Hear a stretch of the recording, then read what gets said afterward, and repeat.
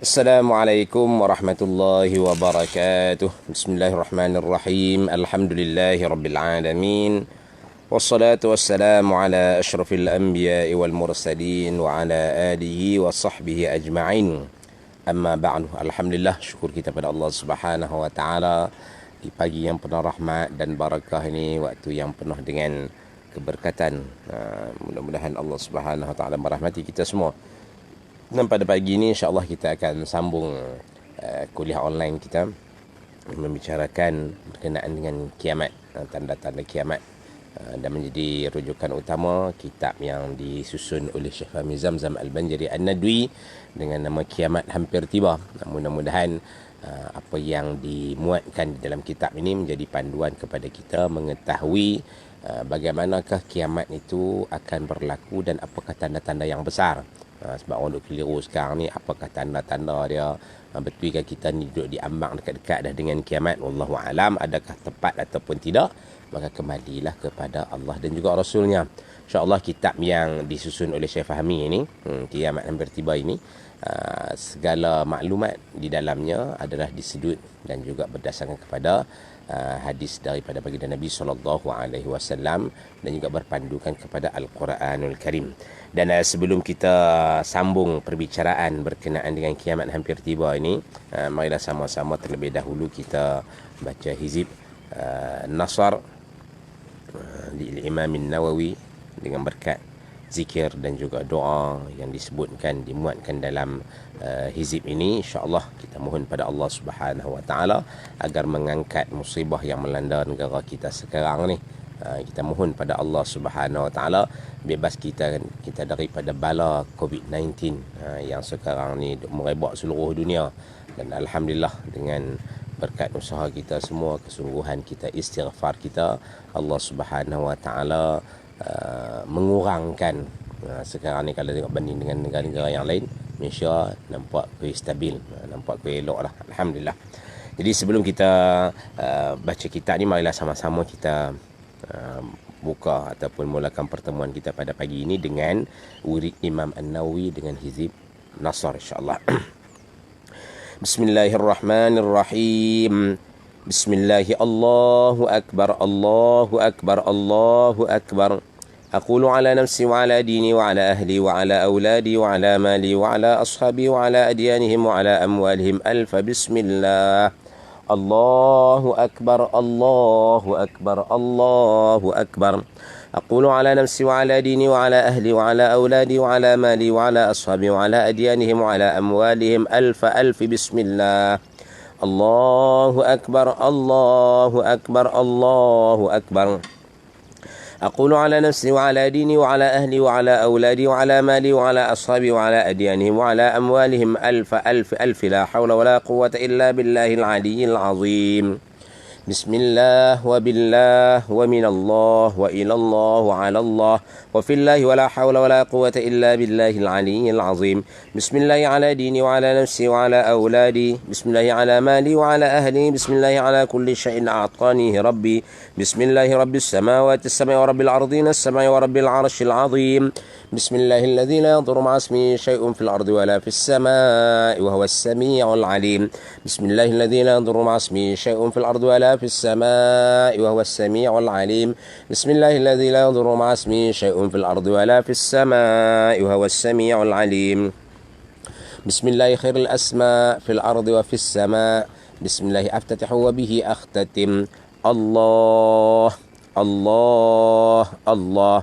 الله ربي لا أشرك به شيئا. الله الله الله. الله ربي لا إله إلا الله. الله عز وجل أكبر مما أخاف وأحذر. الله عز وجل أكبر مما أخاف وأحذر. الله عز وجل أكبر مما أخاف وأحذر. بك اللهم أعوذ من شر نفسي ومن شر غيري ومن شر ما خلق ربي وذرأ وبرأ. وبك اللهم أحترز منهم وبك اللهم أعوذ من شرورهم. وبك اللهم أدرأ في نحورهم وأقدم بين يدي وأيديهم. بسم الله الرحمن الرحيم. قل هو الله أحد الله الصمد لم يلد ولم يولد ولم يكن له كفوا أحد. بسم الله الرحمن الرحيم. قل هو الله أحد الله الصمد لم يلد ولم يولد ولم يكن له كفوا أحد بسم الله الرحمن الرحيم قل هو الله أحد الله الصمد لم يلد ولم يولد ولم يكن له كفوا أحد ومثل ذلك عن يمينه وعن أيمانهم ومثل ذلك عن شماله وعن شمائلهم ومثل ذلك من أمامي ومن أمامهم ومثل ذلك من خلفي ومن خلفهم ومثل ذلك من فوقي ومن فوقه ومثل ذلك من تحتي ومن تحتهم ومثل ذلك محيط بي وبهم اللهم إني أسألك لي ولهم من خيرك بخيرك الذي لا يملكه غيرك اللهم اجعلني وإياهم في عبادك وعياذك وعيالك وجوارك وأمانتك وحرزك وحزبك وكنفك ومن شر كل شيطان وسلطان وإنس وجان وباغ وحاسد وسبع وحية وعقرب ومن شر كل دابة أنت آخذ بناصيتها إن ربي على صراط مستقيم حسبي الرب من المربوبين حسبي الخالق من المخلوقين حسبي الرازق من المرزوقين حسبي الساتر من المستورين حسبي الناصر من المنصورين حسبي القاهر من المقهورين حسبي الذي هو حسبي حسبي من لم يزل حسبي حسبي الله ونعم الوكيل حسبي الله من جميع خلقه إن ولي الله الذي نزل الكتاب وهو يتولى الصالحين وإذا قرأت القرآن جعلنا بينك وبين الذين لا يؤمنون بالآخرة حجابا مستورا وجعلنا على قلوبهم أكنة أن يفقهوه وفي آذانهم وقرا وإذا ذكرت ربك في القرآن وحده ولوا على أدبارهم نفورا فإن تولوا فقل حسبي الله لا إله إلا هو عليه توكلت وهو رب العرش العظيم فإن تولوا فقل حسبي الله لا إله إلا هو عليه توكلت وهو رب العرش العظيم فإن تولوا فقل حسبي الله لا إله إلا هو عليه توكلت وهو رب العرش العظيم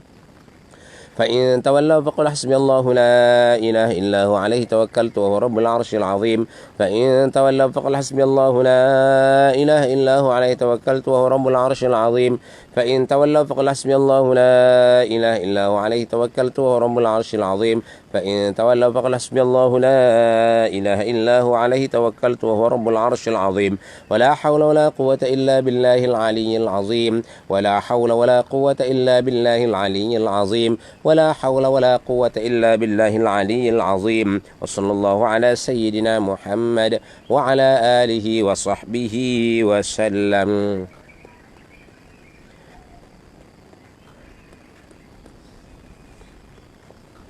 خبأت نفسي في خزائن بسم الله أقفالها ثقتي بالله مفاتيحها لا حول ولا قوة إلا بالله أدافع بك اللهم عن نفسي ما أطيق وما لا أطيق لا طاقة لمخلوق مع قدرة الخالق حسبي الله ونعم الوكيل خبأت نفسي في خزائن بسم الله أقفالها ثقتي بالله مفاتيحها لا حول ولا قوة إلا بالله أدافع بك اللهم عن نفسي ما أطيق وما لا أطيق لا طاقة لمخلوق مع قدرة الخالق حسبي الله ونعم الوكيل خبأت نفسي في خزائن بسم الله أقفالها ثقتي بالله مفاتيحها لا حول ولا قوة إلا بالله أدافع بك اللهم عن نفسي ما أطيق وما لا أطيق لا طاقة لمخلوق مع قدرة الخالق حسبي الله ونعم الوكيل ولا حول ولا قوة إلا بالله العلي العظيم صلى الله على سيدنا محمد وعلى آله وصحبه وسلم.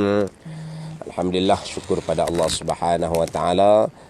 Selesai sudah bacaan hizib Nasr kita. Mudah-mudahan Allah Subhanahu wa taala mendengar permintaan kita, dikabulkan segala hajat kita, dibebaskan kita daripada musibah, khususnya diangkat musibah COVID-19 yang melanda kita sekarang ini. Dan yang keduanya suka nak pesankan di sini, sebutkan di sini, alhamdulillah kita melihat keadaan yang ada sekarang ni, COVID-19 semakin terkawal, semakin bolehlah kita jaga dia supaya daripada terus berkembang. Walaupun ada pertambahan, tiap-tiap hari ada saja direkodkan kes-kes yang baru, tapi dalam keadaan alhamdulillah terkawal. Dan perkara tersebut tak lain tak bukan pada pandangan anda sendiri berkat orang Malaysia kita sekarang, khususnya bila mana kita hidupkan amalan bersedekah. Alhamdulillah kita hidupkan amalan bersedekah. Kira mula-mula daripada berlakunya wabak COVID-19 ni, 2-3 hari lepas pada tu kita dah mula fikirkan orang lain, tengok jiran-jiran, tengok sahabat-sahabat, tengok adik-beradik yang susah. Jadi kita dengan cara mengeluarkan sebahagian daripada rezeki kita, ada orang namakan kongsi rezeki, kita berikan kepada orang lain, bantu orang lain. Hakikatnya perkara tersebut mengangkat bala daripada kita. Itu yang dijanjikan oleh Rasulullah SAW, bahawa sedekah itu tidak akan mendahului bala. Bala kita yang kita terima ni besar, bagi dengan sedekah, insya-Allah sedekah kita tadi akan memadamkan bala atau mengangkat musibah yang melanda kita sekarang ni. Alhamdulillah, syukur pada Allah Subhanahu Wa Taala. Jadi teruskan kita bersedekah walaupun hanya sedikit. Hari ni aku nak sedekah apa, aku nak bagi dekat siapa, cakna dengan situasi yang ada sekarang ni, tengok jiran-jiran, tengok kawan-kawan, tanya khabar. Jadi dengan media sosial yang kita ada sekarang ni, tanya khabar lah kawan-kawan macam mana, apa khabar, apa makan dak lagi, hari ni makan apa, hari ni masak apa. Alhamdulillah, dengan menjaga hubungan silaturahim, dalam masa yang sama kita peduli dengan sahabat-sahabat kita yang lain, berikan sedekah, insya-Allah Allah Taala akan angkat musibah daripada tempat kita. Dan sedekah tu kalau boleh bukan hanya sekadar untuk orang Islam, bagi juga kepada orang lain. Yang kepada orang bukan Islam tu bukan sekadar untuk orang Islam saja, juga kepada non-Muslim, bagi ke kat mereka. Sedekah tu untuk mengeluarkan ataupun membebaskan mereka daripada kesusahan hidup ni. Bekalan makanan tak ada, tempat kita ada je orang yang bukan Islam. Jadi cari, bagilah bantuan kepada mereka. Jangan duk berkira dalam hal ni. Melainkan kalau kata sedekah tadi ataupun zakat, tu benda yang wajib, sedekah yang wajib ataupun disebut sebagai zakat, tu kena tengok balik lah. Semak balik, bagi kepada yang berkenaan sahaja. Tapi kalau kata sedekah ataupun sumbangan derma, berikan kepada orang lain, juga Allah Ta'ala berikan pahala, berikan imbuhan di sebalik apa yang kita lakukan. Dia bukan takat bagi kepada non-Muslim, ni sama manusia, memang dianjurkan sangat. Bagi kepada binatang pun Allah Ta'ala kira sebagai sedekah.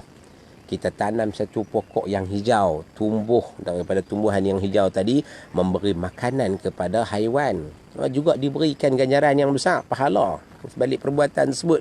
Jadi janganlah duk berkara kata apa ini aku tak dapat pahala. Tak, walaupun benda tu kecil, walaupun benda tu simple, hakikatnya tinggi, besar di sisi Allah Subhanahu Wa Taala. Teruskan memberi sedekah, berikan sumbangan kepada orang lain, insya-Allah hidup kita akan bahagia, dunia kita bahagia, akhirat kita bahagia, insya-Allah. Kembali pada perbincangan kita pada pagi ini, buku yang menjadi rujukan utama Kiamat Hampir Tiba, yang disusun oleh Syekh Fahmi Zamzam Al-Banjari An-Nadwi. Dan pada pagi ini insya-Allah kita akan sambung pada muka surat 80. Muka surat 80 di tajuk yang ke-10, di bab yang kedua, tajuk yang ke-10, dengan tajuk Dajjal cuba hendak memasuki Madinah dan peristiwa seorang lelaki mukmin yang kuat menentangnya. Panjang agak cerita dia, dan insya-Allah cerita tajuk yang kedua akan kita baca pada pagi ini. Tajuk yang ke-11, Dajjal mengepung Imam Mahdi dan tenteranya di Baitul Maqdis. Ini dua tajuk yang agak seronok untuk kita bincangkan.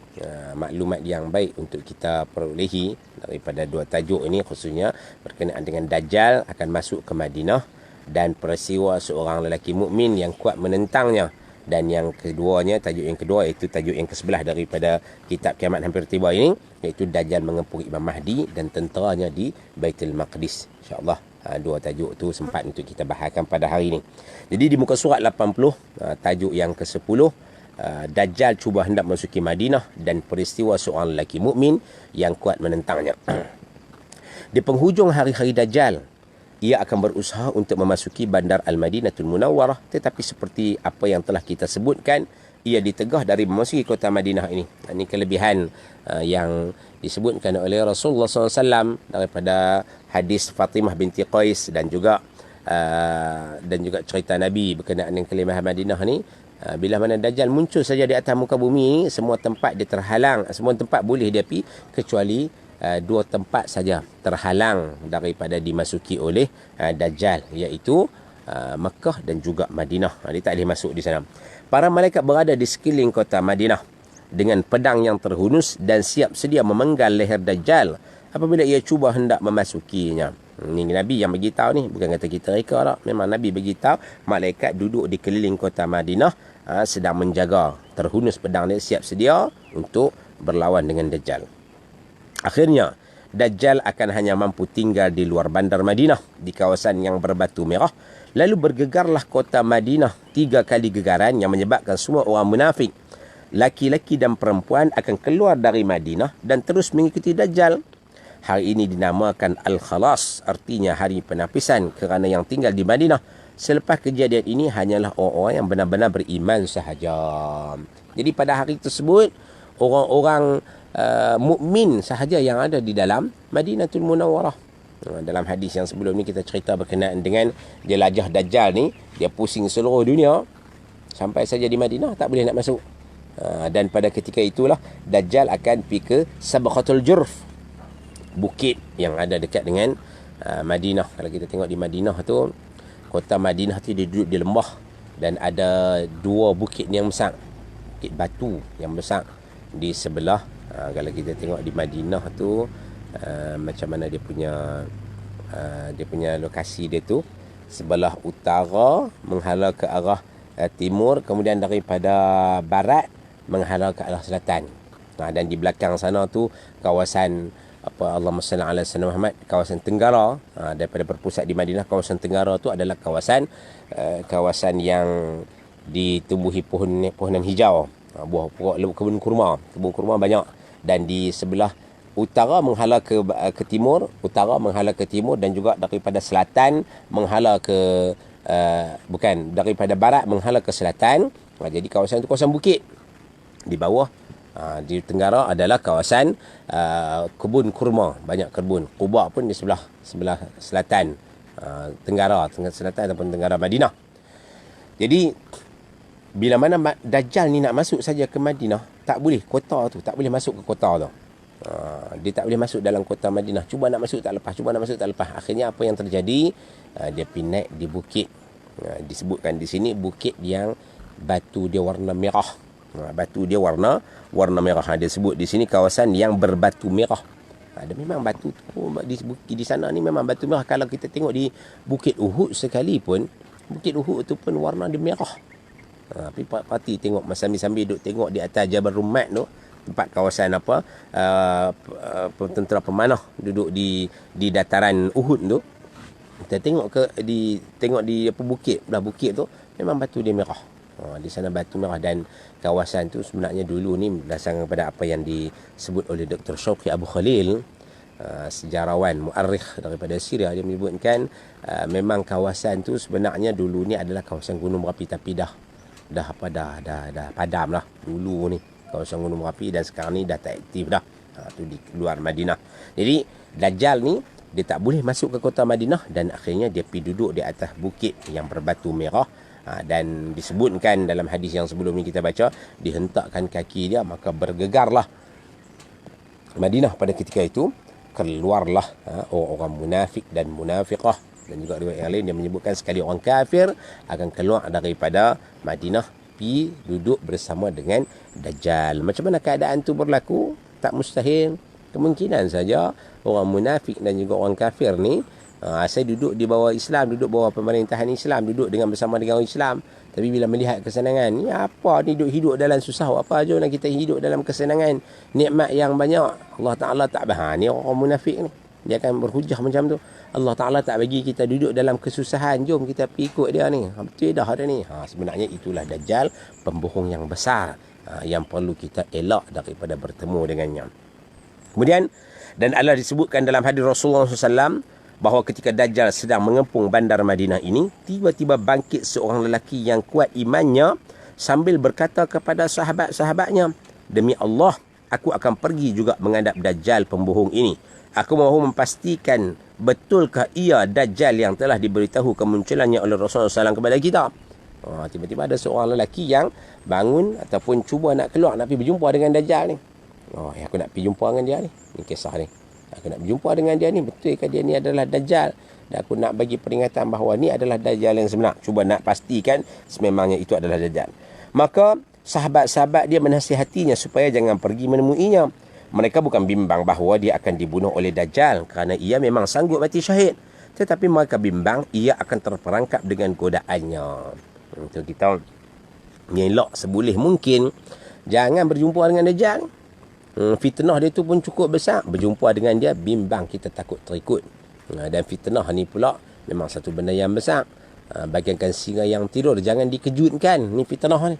Jangan kita pi walaupun bila kata pi cuba nak masuk, akhirnya bimbang, takut-takut terjerumus. Melainkan kita ni memang kuat, betul tak apa. Ni kalau kita pun main sikit godaan ujian makanan pun, makanan tak ada dah ni, padahal duk berlambak lagi dalam rumah, dalam peti air penuh lagi. Tu ujian tu. Ada orang bagi bantuan. Tak apalah, terima kasih lah, tolong bagi dekat saya. Terima juga. Simpan punya stok punya banyak. Tu sebagai ujian tu. Adakah iman kita sekuat seperti mana yang disebutkan oleh Rasulullah? Hanya meyakini bahawa rezeki daripada Allah Subhanahu Wa Taala semata-mata. Kalau kata iman tak kuat, tak mana lagi, tak payahlah cuba nak uji iman kita ni dengan berjumpa dengan Dajjal ni. Jadi sahabat-sahabat lelaki tadi pesan dekat dia, jumpalah, duduklah di sini, bimbang takut lagi.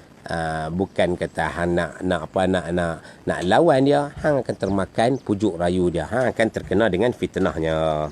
Kemudian, namun lelaki ini tetap juga mahu keluar menemui Dajjal.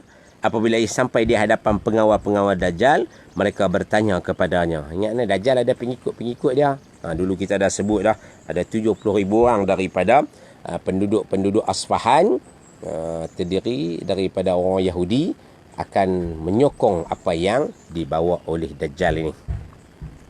Namun lelaki ini tetap juga mahu keluar menemui Dajjal. Apabila ia sampai di hadapan pengawal-pengawal Dajjal, mereka bertanya kepadanya, engkau mahu ke mana? Lelaki itu menjawab, aku mahu menemui pembohong ini yang telah merosakkan keimanan umat. Pengawal-pengawal Dajjal bertanya kepadanya, apakah engkau tidak percaya bahawa dia adalah Tuhan kita? Lelaki itu menjawab, Tuhan kami adalah Allah Subhanahu Wa Taala. Lalu para pengawal itu berkata kepada tentera mereka, bunuhlah orang ini. Lalu sebahagian daripada tentera itu berkata, bukankah Tuhan kita Dajjal melarang kita membunuh seorang tanpa pengetahuannya? Jumpa dengan tentera ni, dia pakai dia nak tangkap. Ni nampak orang ni tak setuju dengan kita ni, bukan geng kita ni, dia ni cuba nak melawan tokek kita ni. Tak boleh kita duk biar dia ni, mesti kita kena bunuh lah. Tiba-tiba ada sebahagian daripada tentera yang lain kata, tak boleh. Dajjal dah bagi tahu, bos kita dah bagi tahu, jangan bunuh orang melainkan dengan pengetahuan dia. Lain ni nak buat macam mana? Pergi berjumpalah dengan bos dia. Akhirnya tentera tadi, iaitu akhirnya mereka tidak jadi membunuhnya. Lalu mereka menghantar seorang utusan menemui Dajjal dan memberitahu kepadanya bahawa mereka telah menangkap seorang lelaki yang tidak percaya kepada ketuhanannya. Bahkan ia menghinanya. Daripada dengan macam ni, tak boleh kena cerita dekat bos ni. Mereka pun hantarlah utusan cerita berkenaan dengan lelaki yang cuba nak melawan Dajjal ini. Mereka juga bertanya apakah mereka akan terus membunuhnya ataukah mereka akan menyerahkannya kepada Dajjal untuk menyeksanya sesuka hatinya. Dajjal berkata, bawalah orang itu ke sini biar aku yang membunuhnya. Mereka pun membawa lelaki tadi dan menghadapkannya kepada Dajjal. Bila mana dah berdialog dengan Dajjal, macam mana ni, nak bunuh ke ataupun nak biar bos yang uruskan? Lah kali Dajjal kata, tak apa, buat main dia dulu. Aku nak tengok dia macam mana. Ini satu peristiwa yang telah diceritakan oleh Rasulullah dan benda ni pasti akan berlaku. Bukan benda ni bukan burak rekaan semata-mata, sebaliknya benda tu pasti akan berlaku. Apa terjadi kepada lelaki ini? Apabila lelaki mukmin tadi sampai di hadapan Dajjal, ia pun mengenalinya menurut sifat-sifat yang telah disebutkan oleh Rasulullah sallallahu alaihi wasallam. Tu kita kena mengaji, tu kita kena tahu. Jangan kita leka ataupun jangan kita ambil apa mudah. Dengan sifat-sifat Dajjal ni kita kena tahu. Kan di dalam kitab akidah dia akan ceritakan berkenaan dengan Dajjal ni. Salah satu daripada cabang perbahasan berkenaan dengan beriman kepada hari kiamat diceritakan berkenaan dengan Dajjal, tanda-tanda dia. Jadi kita kena tahu macam mana rupa Dajjal, fizikal dia macam mana, apa yang dibawa olehnya dan fitnah bagaimana yang akan terkena kepada kita supaya kita dapat mengelak. Apabila lelaki mukmin tadi sampai di hadapan Dajjal, ia pun mengenalinya menurut sifat-sifat yang telah disebutkan oleh Rasulullah. Mata yang kanan buta, yang kiri pula tertunjuk keluar berkilau-kilau dengan warna hijau. Kemudian gemuk, pendek, rambut dia tu kerinting, rambut kerinting dan tebal. Itu sebahagian daripada sifat-sifat Dajjal yang disebutkan oleh Rasulullah. Lantas lelaki mukmin itu berkata, wahai sekalian manusia, inilah dia Dajjal, pembohong besar yang telah disebutkan oleh Rasulullah sallallahu alaihi wasallam. Dia bagi peringatan. Memang dia pun nak buat macam tu, dia nak buktikan betul-betul, dia nak cerita betul-betul bahawa ini adalah Dajjal. Lalu bila mana sampai saja di depan Dajjal, dia pun sebutlah dengan apa yang, dengan pengetahuan dia sebut kepada orang ramai, ini Dajjal ni pembohong yang besar ni. Jangan duk ikut dia, jangan duk bersama dengan dia. Jangan duduk percaya dengan apa yang dia sebut ni. Ni adalah Dajjal, pembohong yang besar, pendusta. Nabi-nabi dah bagi tahu dah bahawa dia ni adalah pendusta. Kemudian laki tadi bila mana duk cerita saja, duk sebut saja apa yang dipesan oleh Rasulullah, kemudian mendengar ucapan itu, Dajjal naik marah dan terus saja menyuruh supaya laki itu disiapkan untuk dibunuh. Dengar macam tu marahlah, tak sokong dia. Dan duk bongkar pula penipuan dia, duk cerita pula, tak boleh biar orang macam ni kena bunuh. Kemudian mendengar ucapan itu, Dajjal naik marah dan terus saja menyuruh laki itu disiapkan untuk dibunuh. Lalu Dajjal berkata kepadanya, engkau mesti patuh kepada perintahku, kalau tidak engkau akan kubelah dua. Laki mukmin itu menjawab, wahai sekalian manusia, inilah dia Dajjal, pembohong besar yang telah disebutkan oleh Rasulullah. Siapa yang patuh kepadanya akan dimasukkan ke dalam api neraka. Siapa yang ikut Dajjal ni akan disiksa oleh Allah Subhanahu Wa Taala. Laki yang berani bercakap benar. Dan Nabi pun pesan ni, bercakap benar walaupun dalam keadaan kita ni nak akan dibunuh. Qulil haq walau kana murran, bercakap benar walaupun pahit sekalipun. Duk tahu dah gertakan daripada ancaman daripada Dajjal, kata aku akan bunuh kamu, tetap juga dia berani. Itu iman yang kuat, mantap di dalam diri dia. Akhirnya dia tetap juga berkata dengan kata-kata yang benar, tak takutlah. Ni bila mana ada sifat, walau bagaimanapun aku akan mati syahid kerana dibunuh, kerana menegakkan kebenaran, menegakkan agama Islam. Aku akan mati syahid. Satu perkara yang cukup besar dalam Islam, bila mana kita diberikan motivasi yang besar, mati kita kerana menegakkan Islam adalah mati syahid. Macam lelaki tadi, lelaki yang dikisahkan di sini, dia tak takut mati. Dah mati habis, selesai lah, tak ada masalah apa lah. Tapi dengan pegangan akidah yang kuat, mati kerana menegakkan Islam adalah mati syahid. Dia tak takut. Dia kata kalau nak mati pun matilah, yang penting aku dah bagi tahu, kata kamu adalah pembohong yang besar. Bercakap benar seorang-seorang dia aja, bukan kata ramai-ramai ni. Seorang-seorang dia pasti dah dia akan dibunuh. Tetap juga dia berkata dengan kata-kata yang benar. Mendengar ucapan itu, Dajjal menyuruhnya supaya ia dipukul sekuat-kuatnya, lalu dipukul bahagian belakang dan juga bahagian perutnya. Setelah itu Dajjal berkata kepadanya, hendaklah engkau patuh kepadaku, kalau tidak engkau akan kubelah dua. Dia akan belah dua. Macam mana kisah siapa, Ashabul Ukhdud apa yang kena belah dua. Memang ada cerita umat-umat terdahulu, Nabi kisahkan dalam Al-Quran, cerita kepada para sahabat Nabi.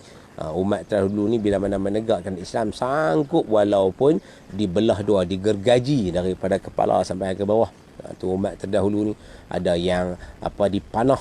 Sebenarnya kisah dalam Ashabul Ukhdud tu, akhirnya budak tadi yang budak yang bukan Ashabul Ukhdud, yang lain ke, kisah seorang budak yang diambil supaya jadi ahli sihir, tapi akhirnya tetap juga beriman kepada Allah Ta'ala dan mati dia dipanah di kepala. Jadi umat-umat terdahulu dia punya ujian dia cukup besar, tapi tetap juga beriman kepada Allah Subhanahu Wa Ta'ala. Lelaki ni dah ancam oleh Dajjal akan dibelah dua, tetap juga dia dengan keimanan dia. Lalu mukmin itu berkata lagi, engkau adalah Al-Masih Dajjal. Tetap juga tu, ni nak kena bunuh ni. Tetap dah dekat-dekat dah, istilah kata di ambang maut. Tetap juga dia sebut, kamu adalah Dajjal, kamu adalah Dajjal, kamu adalah pembohong besar. Ini adalah fitnah yang besar. Nabi dah pesan dah dulu ni, jangan dia ikut kamu. Tetap juga dengan kata-kata dia yang benar. Mendengar ucapan itu, Dajjal terus menyuruh tenteranya untuk membelah dua badan orang ini dengan gergaji. Lalu dibelahlah badannya dari kepala sampai ke cabang pahanya. Dalam riwayat yang lain disebutkan, lalu ditarik kedua kakinya. Maksudnya kepala diletakkan ke bawah dan kakinya diangkat ke atas. Satu kakinya ditarik ke kanan dan satu lagi ditarik ke kiri. Di keadaan tu huraian daripada Syekh Fahmi, dia sebut kata lelaki tadi dalam riwayat yang lain dia sebut bukan kata digaji, tapi diangkat, diterbalikkan, kaki tu ditarik dua. Disebutkan macam tu. Siksaan yang besar ni diterima oleh lelaki ni. Lalu digergajilah dari cabang pahanya hingga sampai ke kepalanya. Apabila badannya sudah terbelah dua, lalu Dajjal melemparkan sebelah badannya ke kanan dan yang sebelah lagi ke sebelah kiri. Ini Nabi cerita satu-satu ni, detail ni, supaya kita ambil faham betul-betul benda ni pasti akan berlaku. Bukan dia cerita secara umum, secara apa samar, tak, memang cerita jelas-jelas. Lelaki ni dibelah dah, dilempar ke kiri ke kanan, detail cerita ni. Di sini nak beritahu kepada kita benda tu pasti akan berlaku, dan keadaan ni pasti akan berlaku. Dajjal pasti akan muncul. Dajjal pasti akan berdialog dengan lelaki ini. Dia membawa pembohongan yang besar. Setelah itu Dajjal mahu menunjukkan kehebatannya lagi. Lalu ia berjalan dengan sombongnya di antara kedua belah badan lelaki mukmin tadi, sambil berkata kepada para pengikutnya, apa kamu kata apabila ku hidupkan semula lelaki ini? Bukankah kamu telah mengetahui bahawa aku ini adalah Tuhanmu? Kena ingat ni, Dajjal ni sebenarnya dia auta, dia muhung je, pembohong yang besar. Macam kita dengar cerita sebelum ni, orang yang dah mati dihidupkan semula, syaitan masuk ke rumah-rumah berupa dengan ahli keluarga. Tu semalam kita dah cerita. Sebenarnya Dajjal ni pembohong, tak ada benda yang betul pun. Semua adalah bohong belaka. Tentera Dajjal tadi menjawab, ya, engkau adalah Tuhan kami. Ini orang-orang yang dah termakan dengan fitnah Dajjal. Lalu Dajjal mengambil kedua belah badan lelaki mukmin tadi dan menyatukannya semula sambil berkata, hiduplah engkau semula.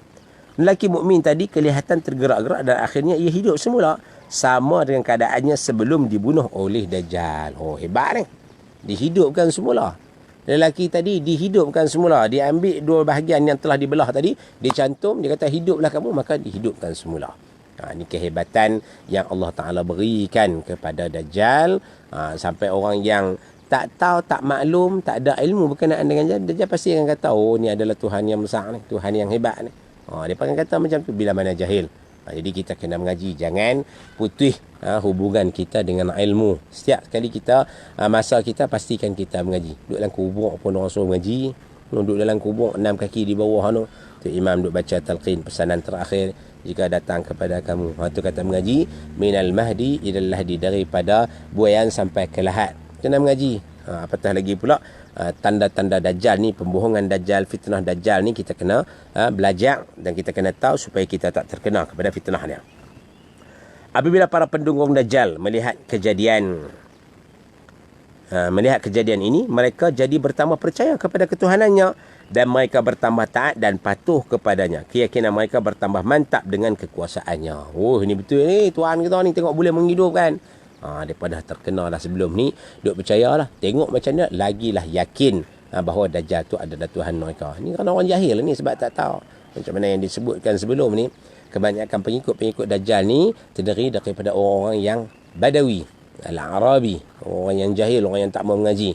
Dan yang keduanya ialah kebanyakan terdiri daripada wanita-wanita.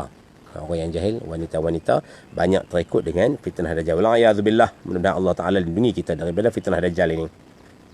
Seterusnya Dajjal berkata kepada lelaki mukmin yang dihidupkan semula itu, apakah engkau masih tidak mahu beriman denganku? Lelaki itu menjawab, sekarang aku bertambah yakin bahawa engkau adalah Dajjal pembohong besar dan engkau sudah tidak dapat membunuh siapa jua daripada sekarang. Dia ingatkan bila mana dibunuh tadi dan dihidupkan semula, akan takjub, akan respect Dajjal. Rupanya lelaki tadi bila dihidupkan semula, terus lagi duduk serang lagi. Kamu ni pembohong, kamu ni Dajjal, kamu ni adalah pembawa fitnah yang besar. Terus dia kena kata macam tu. Kemudian mendengar ucapan lelaki itu, Dajjal terus melenting dan cuba hendak membunuhnya kali yang kedua. Dajjal berkata kepadanya, aku bersumpah, sama ada engkau patuh akan aku atau engkau akan kusembelih lalu dicampakkan ke dalam api.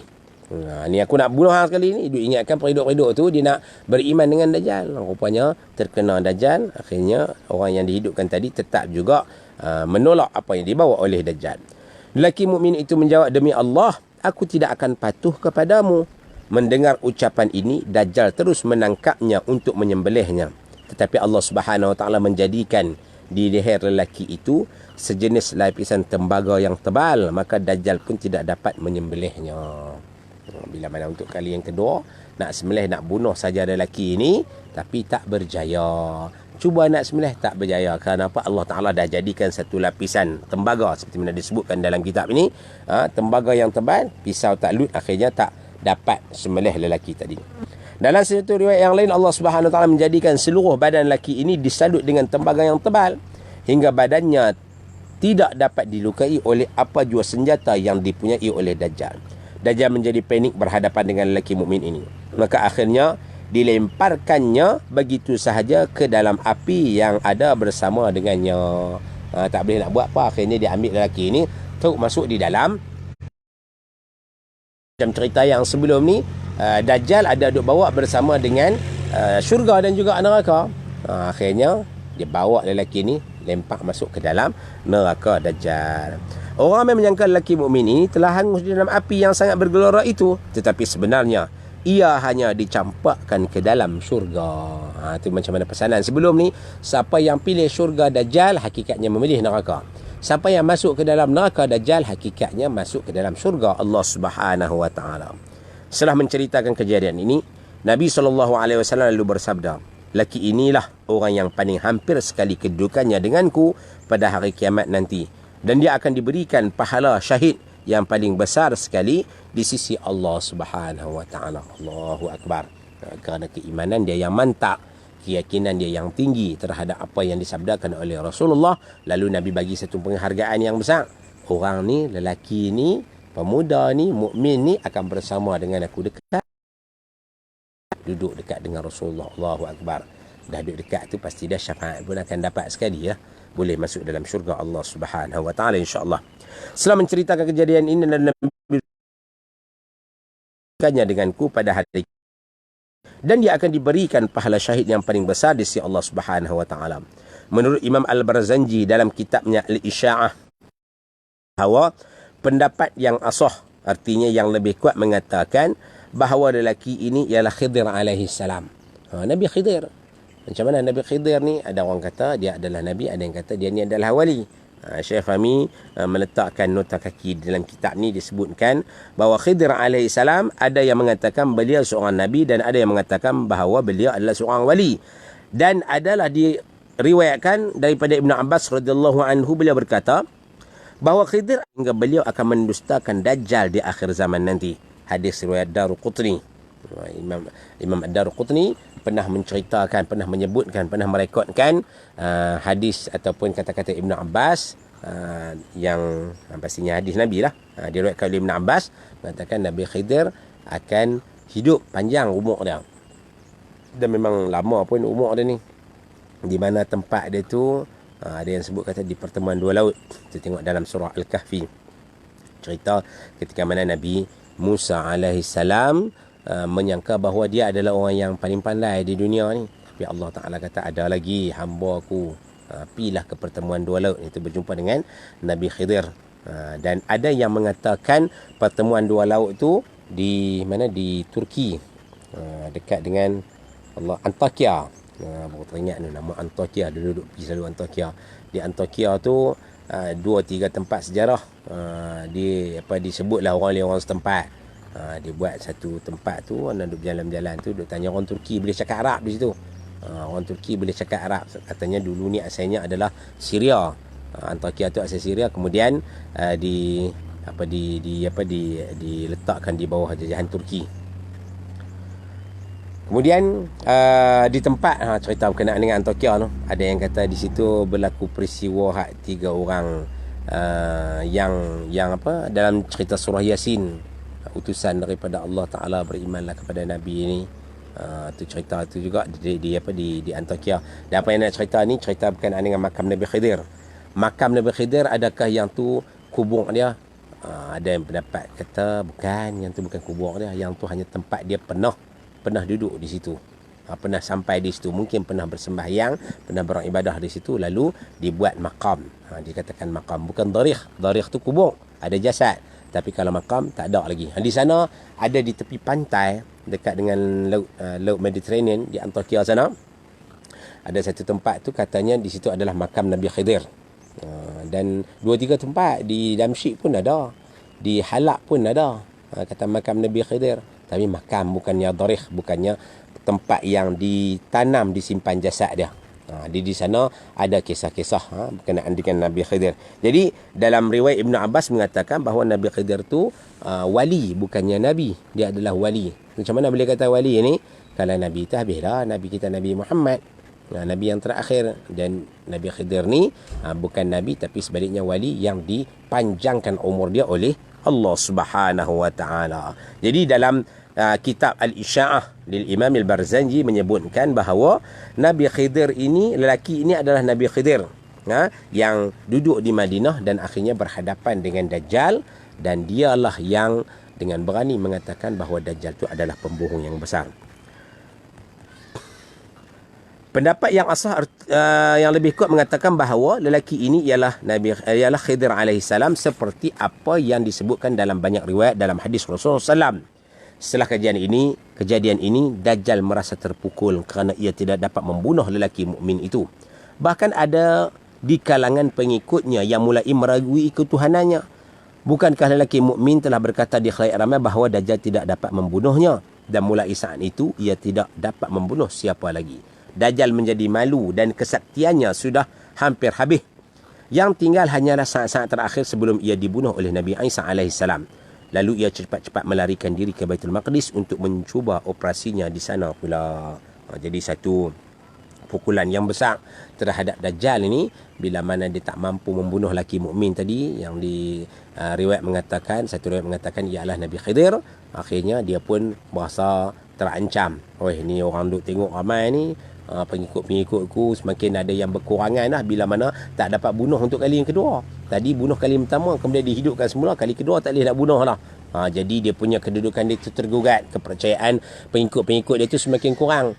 Jadi apa yang dia lakukan, akhirnya dia keluar daripada Madinah, tinggalkan Sabkhatul Juruh tadi, menuju ke Baitul Maqdis. Dan ingat di sana adanya Imam Mahdi. Imam Mahdi macam mana kita duk baca sebelum ni, Imam Mahdi dah pun menempati Baitul Maqdis. Dia memerintah di Baitul Maqdis sana. Akhirnya Dajjal tadi keluar daripada Madinah pergi menuju ke Baitul Maqdis. Jauh mana ni Madinah dengan Baitul Maqdis ni? Dia sebut kata lebih kurang dalam dalam 1000 km ke, tak silap. Sebenarnya tak jauh mana pun. Kalau tengok Madinah nak menghala ke utara Baitul Maqdis tu tak jauh mana. Mungkin dalam 1000 kan 600 km. Sebenarnya tak jauh lah, dekat je satu kawasan tu. Atas sikit daripada Madinah, kemudian naik ke Jordan, dan Jordan tu memang dah bersebelahan dengan Baitul Maqdis dah. Jadi Dajjal keluar daripada Madinah menuju ke Baitul Maqdis dan akan berhadapan dengan Imamul Mahdi.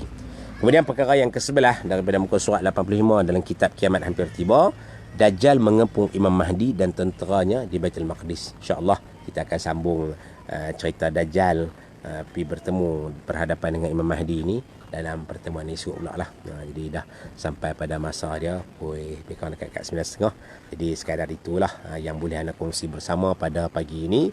Mudah-mudahan apa yang kita baca, apa yang kita dengar memberi manfaat pada kita dan juga memahamkan kita, mengenalkan kita berkenaan dengan fitnah Dajjal ni. Satu fitnah yang besar, pembohongan yang besar. Hanya orang-orang yang berilmu, hanya orang-orang yang beriman dekat dengan Allah Subhanahu Wa Taala terbebas daripada fitnah Dajjal ni. Jadi kita mohon pada Allah Subhanahu Wa Taala, jangan kita berjumpa dengan Dajjal, jangan sekali-kali kita terkena fitnahnya. Mohon sungguh-sungguh pada Allah Subhanahu Wa Taala sehingga akan dimasukkan ke dalam doa sebelum kita bagi salam. Masa akhir sembahyang, sebelum kita bagi salam, Nabi anjurkan kepada kita baca doa apa? Allahumma inni a'udzuka min azabil qabri. Ya Allah, aku mohon lindung denganmu ya Allah daripada azab kubur, wa min azabin nar, dan juga daripada azab neraka, wa min fitnatil mahya wal mamat, dan juga daripada fitnah hidup dan juga mati, wa min syarri fitnatil masihid dajjal, dan juga daripada kejahatan fitnah Dajjal. Mudah-mudahan Allah Ta'ala lindungi kita semua, bebaskan kita daripada fitnah Dajjal, dan akhirnya memberikan kita kebahagiaan dunia dan juga akhirat, dan beroleh syurga daripada Allah Subhanahu Wa Ta'ala. Jadi sekadar itulah yang boleh anda kongsi bersama pada pagi ini. Mudah-mudahan apa yang disebutkan, apa yang dibaca memberi manfaat pada diri anda dan juga pada pendengar sekalian. Jadi marilah sama-sama kita sudahi pertemuan kita pada pagi ini dengan bacaan Hizib Nasar, Hizib Bahar yang disusun oleh Imam Ash-Shazili. Mudah-mudahan dengan bacaan ini Allah Ta'ala bebaskan kita daripada musibah COVID-19 insya-Allah. Bismillahirrahmanirrahim. اللهم يا علي يا عظيم يا حليم يا عليم أنت ربي وعلمك حسبي فنعم الرب ربي ونعم الحسب حسبي تنصر من تشاء وأنت العزيز الرحيم. نسألك العصمة في الحركات والسكنات والكلمات والإرادات والخطرات من الشكوك والظنون والأوهام الساترة للقلوب عن مطالعة الغيوب. فقد ابتلي المؤمنون وزلزلوا زلزالا شديدا وإذ يقول المنافقون والذين في قلوبهم مرض ما وعدنا الله ورسوله إلا غرورا فثبتنا وانصرنا وسخر لنا هذا البحر كما سخرت البحر لموسى وسخرت النار لإبراهيم وسخرت الجبال والحديد لداود وسخرت الريح والجن والشياطين لسليمان وسخر لنا كل بحر هو لك في الأرض والسماء والملك والملكوت وبحر الدنيا وبحر الآخرة وسخر لنا كل شيء يا بيده ملكوت كل شيء كاف ها يا عين صاد وسخر لنا كل شيء يا بيده ملكوت كل شيء كاف ها يا عين صاد وسخر لنا كل شيء يا بيده ملكوت كل شيء كاف ها يا عين صاد انصرنا فإنك خير الناصرين وافتح لنا فإنك خير الفاتحين واغفر لنا فإنك خير الغافرين وارحمنا فإنك خير الراحمين وارزقنا فإنك خير الرازقين واهدنا ونجنا من القوم الظالمين وهب لنا ريحا طيبة كما هي في علمك وانشرها علينا من خزائن رحمتك واحملنا بها حمل الكرامة مع السلامة والعافية في الدين والدنيا والآخرة إنك على كل شيء قدير. اللهم يسر لنا أمورنا مع راحة لقلوبنا وأبداننا والسلامة والعافية في ديننا ودنيانا وكن لنا صاحبا في سفرنا وخليفة في أهلنا واطمس على وجوه أعدائنا وامسخهم على مكانتهم فلا يستطيعون المضي ولا المجيء إلينا ولو نشاء لطمسنا على أعينهم فاستبقوا الصراط فأنى يبصرون ولو نشاء لمسخناهم على مكانتهم فما استطاعوا مضيا ولا يرجعون.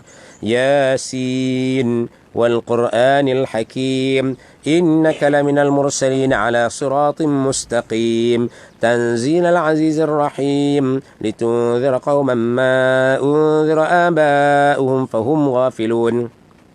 لقد حق القول على أكثرهم فهم لا يؤمنون إنا جعلنا في أعناقهم أغلالا فهي إلى الأذقان فهم مقمحون وجعلنا من بين أيديهم سدا ومن خلفهم سدا فأغشيناهم فهم لا يبصرون. شاهت الوجوه شاهت الوجوه شاهت الوجوه وعنت الوجوه للحي القيوم وقد خاب من حمل ظلما. طاسين طاسيم ميم حاميم عين سين قاف مرج البحرين يلتقيان بينهما برزخ لا يبغيان. حاميم حاميم حاميم حاميم حاميم حاميم حاميم حم الأمر وجاء النصر فعلينا لا ينصرون. حاميم تنزيل الكتاب من الله العزيز العليم غافر الذنب وقابل التوب الشر العقاب ذي الطول لا إله إلا هو إليه المصير.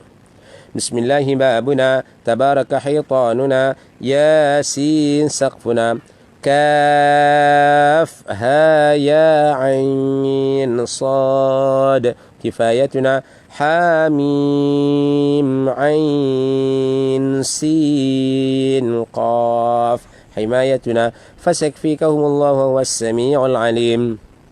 بسم الله بابنا تبارك حيطاننا ياسين سقفنا كاف ها يا عين صاد كفايتنا حاميم عين سين قاف حمايتنا فسيكفيكهم الله وهو السميع العليم. بسم الله بابنا تبارك حيطاننا ياسين سقفنا كاف ها يا عين عين صاد كفايتنا حاميم عين سين قاف حمايتنا فسيكفيكهم الله وهو السميع العليم ستر عرش مسبول علينا وعين الله ناظرة إلينا بحول الله لا يقدر علينا والله من ورائهم محيط بل هو قرآن مجيد في لوح محفوظ فالله خير حافظا وهو أرحم الراحمين فالله خير حافظا وهو أرحم الراحمين فالله خير حافظا وهو أرحم الراحمين إن ولي الله الذي نزل الكتاب وهو يتولى الصالحين إن ولي الله الذي نزل الكتاب وهو يتولى الصالحين إن ولي الله الذي نزل الكتاب وهو يتولى الصالحين حسبي الله لا إله إلا هو عليه توكلت وهو رب العرش العظيم حسبي الله لا إله إلا هو عليه توكلت وهو رب العرش العظيم حسبي الله لا إله إلا هو عليه توكلت وهو رب العرش العظيم بسم الله الذي لا يضر مع اسمه شيء في الأرض ولا في السماء وهو السميع العليم بسم الله الذي لا يضر مع اسمه شيء في الأرض ولا في السماء وهو السميع العليم بسم الله الذي لا يضر مع اسمه شيء في الأرض ولا في السماء وهو السميع العليم أعوذ بكلمات الله التامات من شر ما خلق أعوذ بكلمات الله التامات من شر ما خلق أعوذ بكلمات الله التامات من شر ما خلق ولا حول ولا قوة إلا بالله العلي العظيم ولا حول ولا قوة إلا بالله العلي العظيم ولا حول ولا قوة إلا بالله العلي العظيم وصلى الله على سيدنا محمد وعلى آله وصحبه وسلم والحمد لله رب العالمين أقول قولي هذا وأستغفر الله العظيم لي ولكم والسلام عليكم ورحمة الله وبركاته.